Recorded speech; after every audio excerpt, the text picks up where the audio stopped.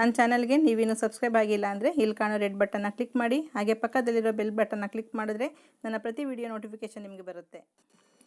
Hello friends, ಎಲ್ರಿಗೂ ನಮಸ್ಕಾರ. ನಾನಿವತ್ತು ದಾವಣಗೆರೆ ಬೆಣ್ಣೆ ದೋಸೆ ಮಾಡ್ಕೊಂಡಿದ್ದೀನಿ. ಇದರಲ್ಲಿ ಸ್ಪೆಷಲ್ ಅಂದರೆ ಚಟ್ನಿ ಮತ್ತು ಪಲ್ಯ ಎರಡೂ ಡಿಫ್ರೆಂಟ್ ಆಗಿರುತ್ತೆ. ನಾರ್ಮಲಿ ಮಸಾಲೆ ದೋಸೆಗಿಂತ ಡಿಫ್ರೆಂಟ್ ಆಗಿರುತ್ತೆ. ತುಂಬಾ ಸಿಂಪಲ್ಲು, ಮನೆಯಲ್ಲೇ ಮಾಡ್ಕೊಳ್ಬೋದು. ಮತ್ತು ಮೇಲ್ಗಡೆ ಕ್ರಿಸ್ಪಿ ಸಾಫ್ಟಾಗಿರುತ್ತೆ.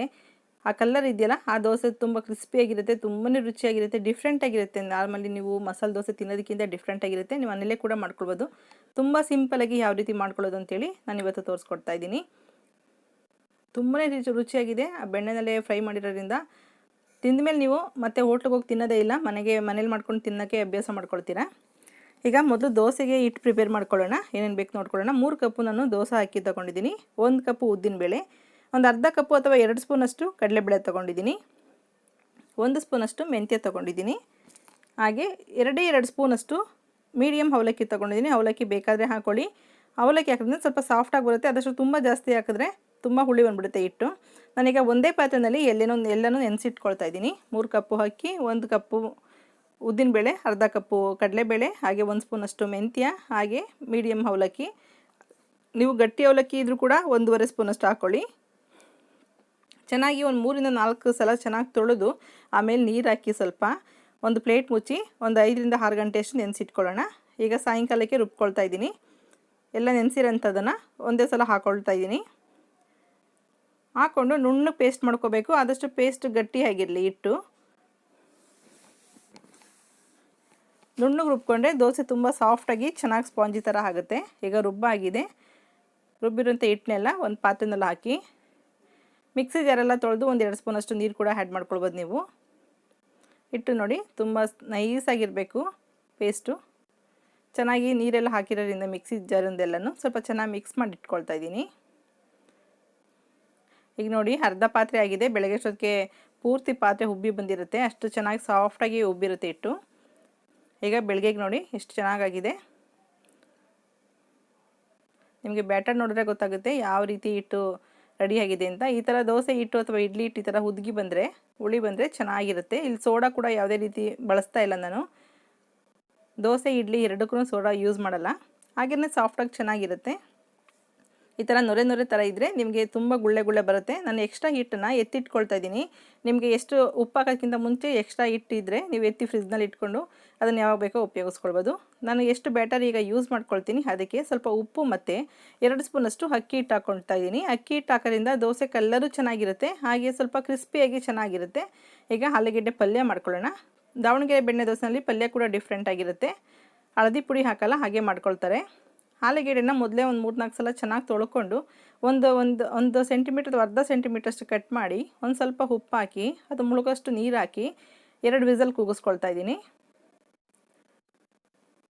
ಈಗ ಈರುಳ್ಳಿ ಹೆಚ್ಕೊಂಡಿದ್ದೀನಿ. ಒಂದನ್ನು ಮೀಡಿಯಮ್ ಸೈಜ್ ಈರುಳ್ಳಿ ಉದ್ದುದ ಹೆಚ್ಕೊಂಡಿದ್ದೀನಿ. ಸ್ವಲ್ಪ ಶುಂಠಿ ತುರಿದೆ ಅರ್ಧ ಇಂಚಷ್ಟು, ಒಂದು 4 ಹಸಿಮೆಣಸಿನ್ಕಾಯಿ, ಸ್ವಲ್ಪ ಕರಿಬೇವಿನ ಸೊಪ್ಪು ತೊಗೊಂಡಿದ್ದೀನಿ, ಆಲೂಗೆಡ್ಡೆ ಬೇಯಿಸ್ಕೊಂಡಿದ್ದೀನಿ, ಸ್ವಲ್ಪ ಕೊತ್ತಂಬರಿ ಸೊಪ್ಪು, ಸಾಸಿವೆ ಮತ್ತು ಜೀರಿಗೆ, ಸ್ವಲ್ಪ ರುಚಿಗೆ ಉಪ್ಪು, ಒಂದು ಅರ್ಧ ಸ್ಪೂನಷ್ಟು ಕಡಲೆಬೇಳೆ, 1 ಸ್ಪೂನಷ್ಟು ಎಣ್ಣೆ ತೊಗೊಂಡಿದ್ದೀನಿ. ಆಲೂಗೆಡ್ಡೆ ನೋಡಿ ಈ ಥರ ಕಟ್ ಮಾಡಿ ಬೇಯಿಸಿರೋದ್ರಿಂದ ಎಷ್ಟು ಚೆನ್ನಾಗಿ ಸಿಪ್ಪೆ ಕೂಡ ಸುಲಿಬೋದು, ತುಂಬ ಚೆನ್ನಾಗಿ ಬೆಂದಿರುತ್ತೆ. ನೀವು ಕೈನಲ್ಲೇ ಸ್ಮ್ಯಾಶ್ ಮಾಡ್ಕೊಳ್ಬೋದು. ಈ ಥರ ತುಂಬ ಬಿಸಿ ಇದೆ, ಕೈನಲ್ಲೇ ಸ್ವಲ್ಪ ಸ್ಮ್ಯಾಶ್ ಮಾಡಿಕೊಂಡ್ರೆ ತುಂಬ ಚೆನ್ನಾಗಿ ಮಿಕ್ಸ್ ಆಗುತ್ತೆ. ಈಗ ಪಲ್ಯಕ್ಕೆ ರೆಡಿ ಮಾಡ್ಕೊಳ್ಳೋಣ. 1-2 ಸ್ಪೂನಷ್ಟು ಎಣ್ಣೆ ಹಾಕ್ಕೊಳ್ತಾ ಇದ್ದೀನಿ. ಎಣ್ಣೆ ಸ್ವಲ್ಪ ಬಿಸಿ ಆದ ತಕ್ಷಣ ಕಡಲೆಬೇಳೆ ಹಾಕ್ಕೊಳ್ಳೋಣ. ಕಡಲೆಬೇಳೆ ಸ್ವಲ್ಪ ಕಲರ್ ಚೇಂಜ್ ಆಗಬೇಕು, ಕ್ರಿಸ್ಪಿ ಇರಬೇಕು, ಚೆನ್ನಾಗಿರುತ್ತೆ. ಹಾಗೆ ಸಾಸಿವೆ ಮತ್ತು ಜೀರಿಗೆ ಹಾಕ್ಕೊಳ್ತಾ ಇದ್ದೀನಿ 1/4 ಸ್ಪೂನಷ್ಟು. ಈರುಳ್ಳಿ, ಶುಂಠಿ, ಹಸಿಮೆಣಸಿನ್ಕಾಯಿ ಮತ್ತು ಕರಿಬೇವಿನ ಸೊಪ್ಪು ಹಾಕ್ಕೊಂಡು ಫ್ರೈ ಮಾಡ್ಕೊಳ್ತೀನಿ. ಇಲ್ಲಿ ತೆಂಗಿನಕಾಯಿ ಮತ್ತು ಹಳದಿ ಪುಡಿ ಬಳಸ್ತಾ ಇಲ್ಲ. ನಾನು ಆಲೂಗೆಡ್ಡೆಗೆ ಉಪ್ಪು ಹಾಕಿ ಬೇಯಿಸ್ಕೊಂಡಿದ್ದೀನಿ, ಹಾಗಾಗಿ ಈರುಳ್ಳಿಗೆ ಎಷ್ಟು ಬೇಕಾಗುತ್ತೆ ಅಷ್ಟು ಮಾತ್ರ ನೀವು ಉಪ್ಪು ಹಾಕ್ಕೊಳ್ಳಿ. ಉಪ್ಪು ಹಾಕೋದ್ರಿಂದ ಸಾಫ್ಟಾಗಿ ಬೇಗ ಚೆನ್ನಾಗಿ ಬೇಯುತ್ತೆ. ಕಲರ್ ಚೇಂಜ್ ಆಗೋಷ್ಟು ಈರುಳ್ಳಿ ಏನು ಫ್ರೈ ಮಾಡೋದು ಬೇಡ, ಉಪ್ಪು ಹಾಕಿರೋದ್ರಿಂದ ಬೇಗನೆ ಸಾಫ್ಟ್ ಆಗುತ್ತೆ. ಈಗ ಬೇಯಿಸಿ ಸ್ವಲ್ಪ ಸಿಪ್ಪೆ ಎಲ್ಲ ತೆಗೆದು ಸ್ಮ್ಯಾಶ್ ಮಾಡಿದ್ವಲ್ಲ ಆ ಆಲೂಗೆಡ್ಡೆ ಹಾಕ್ಕೊಂಡು ಚೆನ್ನಾಗಿ ಈ ಥರ ಪ್ರೆಸ್ ಮಾಡಬೇಕು. ಆವಾಗ ಆಲೂಗೆಡ್ಡೆ ಈರುಳ್ಳಿ ಎಲ್ಲ ಚೆನ್ನಾಗಿ ಮಿಕ್ಸ್ ಆಗುತ್ತೆ. ಅದರ ಟೇಸ್ಟು ತುಂಬಾ ರುಚಿಯಾಗಿರುತ್ತೆ ತಿನ್ನೋದಕ್ಕೆ. ಈಗ ಮೇಲಿಂದ ಸ್ವಲ್ಪ ಕೊತ್ತಂಬರಿ ಸೊಪ್ಪು ಹಾಕಿ ಚೆನ್ನಾಗಿ ಮಿಕ್ಸ್ ಮಾಡ್ಕೊಳ್ಳೋಣ. ಈ ಪಲ್ಯ ದೋಸೆ ಒಂದಕ್ಕೆ ಅಂತಲ್ಲ, ಹಾಗೆ ತಿನ್ನೋಕ್ಕೂ ಚೆನ್ನಾಗಿರುತ್ತೆ. ಇದನ್ನು ಬೋಂಡು ಥರ ಕೂಡ ನೀವು ಕಡಲೆ ಹಿಟ್ಟಲ್ಲಿ ಹದ್ದಿ ಕೂಡ ಮಾಡ್ಕೊಳ್ಬೋದು. ಚಪಾತಿ ಜೊತೆಗೆ ಚೆನ್ನಾಗಿರುತ್ತೆ. ಆಲೂ ಪರೋಟ ಮಾಡೋಕ್ಕೂ ಕೂಡ ಉಪಯೋಗಿಸ್ಕೊಳ್ಬೋದು. ನಿಮಗೇನೋ ಪಲ್ಯ ಮಿಕ್ತು ಅಂದರೆ ಯಾವ ರೀತಿ ಬೇಕಾದ್ರೂ ಉಪಯೋಗಿಸ್ಕೊಳ್ಬೋದು. ಈಗ ದಾವಣಗೆರೆ ದೋಸೆನಲ್ಲಿ ಉಪಯೋಗಿಸೋಂಥ ಕಾಯಿ ಚಟ್ನಿ ತೋರಿಸ್ಕೊಡ್ತಾಯಿದ್ದೀನಿ. ತುಂಬ ಸಿಂಪಲ್ಲು. ಕಾಯಿ ಚಟ್ನಿ ಒಗ್ಗರಣೆಗೆ 1 ಸ್ಪೂನಷ್ಟು ಎಣ್ಣೆ, ಸಾಸಿವೆ ಮತ್ತು ಸ್ವಲ್ಪ ಕರಿಬೇವಿನ ಸೊಪ್ಪು ತೊಗೊಂಡಿದ್ದೀನಿ. ಇದು ಚಟ್ನಿ ಮಾಡೋದಕ್ಕೆ ತೆಂಗಿನಕಾಯಿ ತುರಿ 1 ಕಪ್ಪಷ್ಟು, ಉಪ್ಪು ಸ್ವಲ್ಪ, ಹಾಗೆ ಕೊತ್ತಂಬರಿ ಸೊಪ್ಪು, ಹುರ್ಗಡ್ಲೆ 1 ಸ್ಪೂನಷ್ಟು, ಕರಿಬೇವಿನ ಸೊಪ್ಪು, ಶುಂಠಿ ಅರ್ಧ ಇಂಚಷ್ಟು, ಹಸಿಮೆಣಸಿಕಾಯಿ 5 ತೊಗೊಂಡಿದ್ದೀನಿ. ಹಾಗೆ ಬೆಳ್ಳುಳ್ಳಿ ಒಂದು 3 ಗಿಲ್ಕಷ್ಟಿದೆ. ಇಲ್ಲಿ ಮೇನ್ ಇಂಗ್ರೀಡಿಯೆಂಟ್ಸ್ ಅಂದರೆ ಚಕ್ಕೆ, ಲವಂಗ ಮತ್ತು ಏಲಕ್ಕಿ ಉಪಯೋಗಿಸೋದ್ರಿಂದ ಚಟ್ನಿ ಟೇಸ್ಟ್ ಡಿಫ್ರೆಂಟಾಗಿ ಬರುತ್ತೆ. ಸಣ್ಣ ಸಣ್ಣ ಪೀಸ್ ಹಾಕ್ಕೊಳ್ಳಿ. 1 ಲವಂಗ ಸಾಕು, 1 ಏಲಕ್ಕಿ, ಒಂದು 1/4 ಇಂಚಷ್ಟು ಚಕ್ಕೆ ತೊಗೊಂಡಿದ್ದೀನಿ. ಇಷ್ಟು ಹಾಕೋದ್ರಿಂದ ನಿಮಗೆ ಟೇಸ್ಟ್ ತುಂಬ ಡಿಫ್ರೆಂಟಾಗಿ ಬರುತ್ತೆ. ನಾನು ಹಸಿಮೆಣಸಿಕಾಯಿನ ಸ್ವಲ್ಪ ಎಣ್ಣೆಲಿ ಫ್ರೈ ಮಾಡಿ ಹಾಕ್ಕೊಳ್ತೀನಿ. ಹಸಿಮೆಣಸಿಕಾಯಿ ಹಾಗೆ ಉಪಯೋಗಿಸ್ಕೊಳ್ತಾ ಇಲ್ಲ. ಸ್ವಲ್ಪ ಮುರಿದ್ಬಿಟ್ಟು ಹಾಕೊಳ್ಳೋದ್ರಿಂದ ನಿಮಗೆ ಮೈ ಮೇಲೆ ಹಾರೋದಿಲ್ಲ ಫ್ರೈ ಮಾಡಬೇಕಾದಾಗ. ಒಂದು 1/4 ಸ್ಪೂನಷ್ಟು ಎಣ್ಣೆ ಹಾಕ್ಬಿಟ್ಟು ಹಸಿಮೆಣಸಿಕಾಯಿ ಸ್ವಲ್ಪ ಕಲರ್ ಚೇಂಜ್ ಆಗಬೇಕು, ಈ ಥರ ವೈಟಿಗೆ ಆಗಬೇಕು, ಅಲ್ಲಿವರೆಗೂ ಚೆನ್ನಾಗಿ ಫ್ರೈ ಮಾಡ್ಕೊಳ್ಳಿ. ಚಟ್ನಿ ತುಂಬಾ ರುಚಿಯಾಗಿರುತ್ತೆ. ನೀವು ಒಂದು 7-8 ಗಂಟೆ ಇಟ್ಟರು ಕೂಡ ಚಟ್ನಿ ಬೇಗ ಹಳಸೋದಕ್ಕೋದಿಲ್ಲ.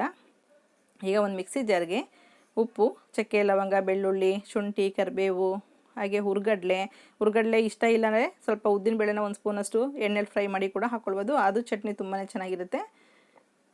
ಹಾಗೆ ತೆಂಗಿನಕಾಯಿ ತುರಿ ಎಲ್ಲ ಹಾಕ್ಕೊಂಡು ಫ್ರೈ ಮಾಡಿರೋಂಥ ಹಸಿಮೆಣಸಿನ್ಕಾಯಿ ಹಾಕ್ಕೊಂಡು ಸ್ವಲ್ಪ ನೀರು ಹಾಕಿ ನುಣ್ಣಗೆ ಪೇಸ್ಟ್ ಮಾಡ್ಕೊಳ್ಳಿ. ನೀವಿಲ್ಲಿ ಇಷ್ಟ ಇದ್ದರೆ ಪುದೀನ ಸೊಪ್ಪು ಅಥವಾ ಒಂದೆಲಗ ಸೊಪ್ಪಿದೆ ಅದು ಕೂಡ 1-2 ಎಲೆ ಈ ಥರ ಎಲ್ಲ ಮಿಕ್ಸ್ ಮಾಡ್ಕೊಳ್ಬೋದು. ಚಟ್ನಿ ರೆಡಿ ಆಗಿದೆ. ಈಗ ಒಗ್ಗರಣೆ ಬೇಕಾದರೆ ಹಾಕ್ಕೊಳ್ಳಿ. ನಾನು ತುಪ್ಪದಲ್ಲಿ ಸ್ವಲ್ಪ ಒಗ್ಗರಣೆ ಹಾಕ್ಕೊಳ್ತಿದ್ದೀನಿ. ಒಂದು 1/4 ಸ್ಪೂನಷ್ಟು ಎಣ್ಣೆ, ಹಾಗೆ ಒಂದು ಅರ್ಧ ಸ್ಪೂನಷ್ಟು ತುಪ್ಪ ಹಾಕ್ಕೊಳ್ತಿದ್ದೀನಿ. ತುಪ್ಪ ಮತ್ತು ಎಣ್ಣೆ 2 ಬಿಸಿ ಆದಮೇಲೆ ಸ್ವಲ್ಪ ಸಾಸಿವೆ ಹಾಕ್ಕೊಳ್ಳೋಣ. ನೀವು ಹಿಂಗು ಕೂಡ ಬಳಸ್ಕೋಬೋದು. ನಾನಿಲ್ಲಿ ಶುಂಠಿ ಮತ್ತು ಬೆಳ್ಳುಳ್ಳಿ ಬಳಸಿರೋದ್ರಿಂದ ಹಿಂಗು ಬಳಸ್ತಾ ಇಲ್ಲ. ಹಾಗೆ 1-2 ಕಡ್ಡಿಯಷ್ಟು ಕರಿಬೇವಿನ ಸೊಪ್ಪು ಹಾಕ್ಕೊಂಡು ಫ್ರೈ ಮಾಡಿ ಚಟ್ನಿಗೆ ಮಿಕ್ಸ್ ಮಾಡ್ಕೊಳ್ಳೋದ್ರಿಂದ ಚಟ್ನಿ ತುಂಬಾ ರುಚಿಯಾಗಿರುತ್ತೆ. ನೋಡಿ, ಚಟ್ನಿಗೆ ಒಗ್ಗರಣೆ ರೆಡಿಯಾಗಿದೆ. ಒಗ್ಗರಣೆ ಬೇಕಾದರೆ ಹಾಕ್ಕೊಳ್ಬೋದು, ಕಂಪಲ್ಸರಿ ಇಲ್ಲ. ಹಾಕೋದ್ರಿಂದ ತುಂಬಾ ಚೆನ್ನಾಗಿರುತ್ತೆ. ಈ ಚಟ್ನಿ ಮಿಕ್ಕಿದ್ರೂ ಕೂಡ ನೀವು ವೈಟ್ ರೈಸ್ ಜೊತೆ ಕೂಡ ಉಪಯೋಗಿಸ್ಬೋದು, ಮೊಸರನ್ನು ಕೂಡ ಉಪಯೋಗಿಸ್ಕೊಳ್ಬೋದು. ಈಗ ಚಟ್ನಿ ಪಲ್ಯ ರೆಡಿಯಾಗಿದೆ. ನಾವು ಬೆಣ್ಣೆ ದೋಸೆ ಅಂದಿರೋದ್ರಿಂದ ಬೆಣ್ಣೆ ಬೇಕಾಗುತ್ತೆ, ಹಾಗಾಗಿ ಬೆಣ್ಣೆ ತೆಗೆದಿಟ್ಕೊಂಡಿದ್ದೀನಿ. ಹಿಟ್ಟು ಕೂಡ ರೆಡಿಯಾಗಿದೆ. ಈಗ ದೋಸೆ ಹಾಕ್ಕೊಳ್ಳೋಣ. ನೀವು ದೋಸೆ ತೆಳ್ಳಗೆ ಥರ ಹಾಕ್ಬೋದು ಅಥವಾ ದಪ್ಪಕ್ಕೆ ಹಾಕ್ಬೋದು, ಸೆಟ್ ದೋಸೆ ಹಾಕ್ಬೋದು, ಯಾವ ರೀತಿ ಕೂಡ ಹಾಕ್ಕೊಳ್ಬೋದು. ಹಿಟ್ಟು ತುಂಬಾ ಚೆನ್ನಾಗಿರುತ್ತೆ. ನೀವು ಪ್ಲೈನ್ ದೋಸೆ ಮಾಡಿಕೊಂಡು ಕೂಡ ತುಂಬ ಚೆನ್ನಾಗಿರುತ್ತೆ. ದೋಸೆ ಹಾಕ್ಬಿಟ್ಟು ಒಂದು ಅರ್ಧ ಸ್ಪೂನಷ್ಟು ಎಣ್ಣೆ ಹಾಕಿ ಒಂದು ಅರ್ಧ ನಿಮಿಷ ಮುಚ್ಚಿಡಿ ಸಾಕು. ಈಗ ಮೇಲಿರೋ ಮುಚ್ಚಳ ತೆಗೆದ್ಮೇಲೆ ಬೆಣ್ಣೆ ಹಾಕ್ಬಿಟ್ಟು ಪೂರ್ತಿ ಲೋ ಫ್ಲೇಮ್ ಮಾಡಬೇಕು ಸ್ಟವ್ನ. ಯಾಕೆಂದರೆ ಬೆಣ್ಣೆ ಸಾರಾಂಶ ಎಳ್ಕೊಂಡು ಅದನ್ನು ಎಣ್ಣೆ ಕೂಡ ಜಾಸ್ತಿ ಹಾಕಿಲ್ಲ ದೋಸೆಗೆ. ಈಗ ಬೆಣ್ಣೆಯಲ್ಲಿ ಅದು ಬೇಯಬೇಕಾಗುತ್ತೆ. ಅದು ಬೆಣ್ಣೆಯಲ್ಲಿ ಫ್ಲೇವರು ಕೊಟ್ಟಾಗ ಕಲರ್ ಕೂಡ ಚೇಂಜ್ ಆಗುತ್ತೆ. ನೋಡಿ, ಕಲರ್ ಚೇಂಜ್ ಆಗಿದೆ ದೋಸೆದು. ಈಗ ದೋಸೆ ಹಿಂಭಾಗ ಕೂಡ ಕಲರ್ ಚೇಂಜ್ ಆಗಿರುತ್ತೆ. ಇದನ್ನು ಒಂದೇ ಸೈಡ್ ಫ್ರೈ ಮಾಡಿಕೊಂಡ್ರೆ ಸಾಕು. ಎಲೆ ಮೇಲೆ ಒಂದು ತುಂಬ ಕ್ರಿಸ್ಪಿಯಾಗಿರುತ್ತೆ. ನೀವು 1 ಗಂಟೆ ಬಿಟ್ಕೊಂಡು ತಿಂದರೂ ಕೂಡ ದೋಸೆ ಕ್ರಿಸ್ಪಿಯಾಗಿ ತುಂಬಾ ಚೆನ್ನಾಗಿರುತ್ತೆ. ನಾನೀಗ ಇನ್ನೊಂದು ತೆಳ್ಳಗೆ ಮಸಾಲೆ ದೋಸೆ ಥರ ಮಾಡ್ಕೊಳ್ತಾ ಇದ್ದೀನಿ. ಇದಕ್ಕೂ ಅಷ್ಟೇ ಒಂದು 1/4 ಸ್ಪೂನಷ್ಟು ಎಣ್ಣೆ ಹಾಕಿ ಮುಚ್ಚಿಟ್ಬಿಡಿ. ಒಂದು ಅರ್ಧ ನಿಮಿಷ ಫ್ರೈ ಮಾಡಿಕೊಂಡ್ರೆ ಸಾಕು, ಚೆನ್ನಾಗಿ ಫ್ರೈ ಆಗುತ್ತೆ. ನೋಡಿ, ಎಲ್ಲೂ ಹಿಟ್ಟು ಥರ ಅನ್ನಿಸ್ತಾ ಇಲ್ಲ. ಆವಾಗ ನೀವು ಸ್ಟವ್ನ ಪೂರ್ತಿ ಲೋ ಫ್ಲೇಮ್ ಮಾಡಿಕೊಂಡು ಆಮೇಲೆ ನೀವು ಬೆಣ್ಣೆ ಹಚ್ಕೊಂಡು ಚೆನ್ನಾಗಿ ಫ್ರೈ ಮಾಡ್ಕೋಬೇಕು. ಲೋ ಫ್ಲೇಮ್ನಲ್ಲೇ ಕಲರ್ ಪೂರ್ತಿ ದೋಸೆದು ಚೇಂಜ್ ಆಗುತ್ತೆ. ನಿಮ್ಗೆ ಅಲ್ಲಿವರೆಗೂ ಫ್ರೈ ಮಾಡಿಕೊಂಡೆ ತುಪ್ಪ ಬೆಣ್ಣೆ ಅಕಸ್ಮಾತ್ ಇಲ್ಲ ಇಷ್ಟಪಡಲ್ಲ ಅನ್ನೋದಾದರೆ ತುಪ್ಪ ಕೂಡ ಹಾಕ್ಕೊಳ್ಬೋದು. ನಾನಿಲ್ಲಿ ದೋಸೆ ಮಧ್ಯಕ್ಕೆ ಸ್ವಲ್ಪ ಆಲೂಗೆಡ್ಡೆ ಪಲ್ಯ ಇಟ್ಟು ಮಸಾಲೆ ದೋಸೆ ರೀತಿ ಫೋಲ್ಡ್ ಮಾಡ್ತಿದ್ದೀನಿ. ನೋಡಿ, ದೋಸೆ ಎಷ್ಟು ಕ್ರಿಸ್ಪಿ ಇದೆ. ಫೋಲ್ಡ್ ಮಾಡಿದ್ರು ಕೂಡ ಹಾಗೆ ಎದ್ದೇಳುತ್ತೆ. ಹಾಗೆ ಸೆಟ್ ದೋಸೆ ಕೂಡ ಹಾಕ್ತಾಯಿದ್ದೀನಿ. ಒಂದು ತುಂಬಾ ಸಿಂಪಲಾಗಿ ತುಂಬಾ ಚೆನ್ನಾಗಿರುತ್ತೆ ಸೆಟ್ ದೋಸೆ ಕೂಡ. ಹಿಟ್ಟು ತುಂಬ ಚೆನ್ನಾಗಿ ಉದ್ಗಿ ಬಂದಿರೋದ್ರಿಂದ ನೀವು ಯಾವ ರೀತಿ ಇದನ್ನು ಬೇಯಿಸ್ಕೊಳ್ತೀರಾ ಆ ರೀತಿ ಇರುತ್ತೆ. ಇನ್ನೊಂದು ರೋಲ್ ಮಾಡ್ಕೊಂಡು ದೋಸೆ ಮಾಡ್ಕೊಳ್ತೀನಿ. ಒಂದೇ ಹಿಟ್ಟು ನೀವು ಯಾವ ರೀತಿ ಕೂಡ ಬಳಸ್ಕೊಳ್ಬೋದು. ಈ ಹಿಟ್ಟು ಮಿಕ್ತಂದರೆ ನೀವು ಪಡ್ಡು ಕೂಡ ಮಾಡ್ಕೊಳ್ಬೋದು, ಪಡ್ಡು ಚೆನ್ನಾಗಿ ಬರುತ್ತೆ. Same procedure. ಒಂದು ಅರ್ಧ ನಿಮಿಷ ಫ್ರೈ ಮಾಡಿ ನೆಕ್ಸ್ಟ್ ಬೆಣ್ಣೆ ಹಾಕ್ಕೊಂಡು ಚೆನ್ನಾಗಿ ಅದನ್ನು ಲೋ ಫ್ಲೇಮ್ನಲ್ಲಿ ಫ್ರೈ ಮಾಡ್ಕೋಬೇಕು. ಬೆಣ್ಣೆ ಫ್ಲೇವರು ಮನೇಲೇ ಮಾಡಿರೋ ಬೆಣ್ಣೆರಂತೂ ಇನ್ನೂ ಚೆನ್ನಾಗಿ ಫ್ಲೇವರ್ ಇರುತ್ತೆ. ಮತ್ತು ಬೆಣ್ಣೆಗೆ ನೀವು ಆದಷ್ಟು ಸಾಲ್ಟೆಡ್ ಬಟರ್ ತೊಗೊಳ್ಳಿ, ಅದು ತುಂಬಾ ಟೇಸ್ಟ್ ಕೊಡುತ್ತೆ ಈ ದೋಸೆಗಳಿಗೆಲ್ಲ. ನೋಡಿ, ದೋಸೆ ಮೇಲೆ ಸ್ವಲ್ಪ ಕಲರ್ ಚೇಂಜ್ ಆದ ತಕ್ಷಣ ನಿಮ್ಗೆ ಗೊತ್ತಾಗುತ್ತೆ ದೋಸೆ ಚೆನ್ನಾಗಿ ಫ್ರೈ ಆಗಿದೆ ಅಂತೇಳಿ. ಈಗ ರೋಲ್ ಮಾಡ್ಕೊಳ್ಳೋಣ. ಮಸಾಲೆ ದೋಸೆ ಕೂಡ ರೆಡಿ ಆಯಿತು. ನಾನಿಲ್ಲಿ ದೋಸೆಗೆ ಸ್ವಲ್ಪ ಪಲ್ಯ ಮತ್ತು ಸ್ವಲ್ಪ ಚಟ್ನಿ ಕೂಡ ಹಾಕ್ಕೊಳ್ತಿದ್ದೀನಿ. ಎಷ್ಟು ಚೆನ್ನಾಗಿದೆ ಆ ಬೆಣ್ಣೆನಲ್ಲಿ ಫ್ರೈ ಆಗಿರೋದ್ರಿಂದ ದೋಸೆ ತುಂಬ ಕ್ರಿಸ್ಪಿಯಾಗಿರುತ್ತೆ.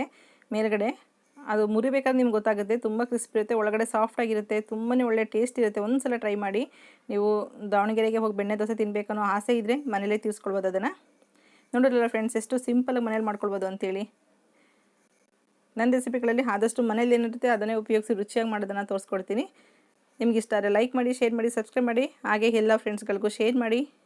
ನಿಮಗೆ ಈ ವಿಡಿಯೋ ಇಷ್ಟ ಆದರೆ ಲೈಕ್ ಮಾಡಿ. Okay bye, thank you.